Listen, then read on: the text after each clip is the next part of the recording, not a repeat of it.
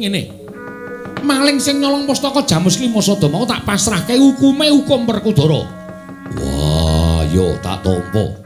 Tegese maling mau kudu tak pateni mergo wis dadi jalaran pagebluk sing tumantu ning Praja Ngamarta.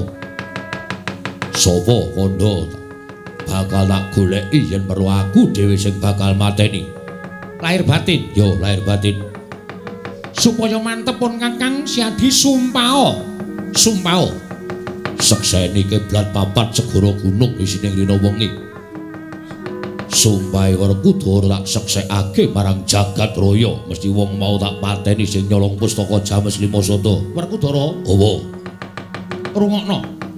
Sing nyolong pustaka Jamus Klimasada mau sabdaning dewa. Tak tampa dudu wong kana-kana nanging isih putramu dhewe ya kuwi Abimanyu ing Tanjung Anom.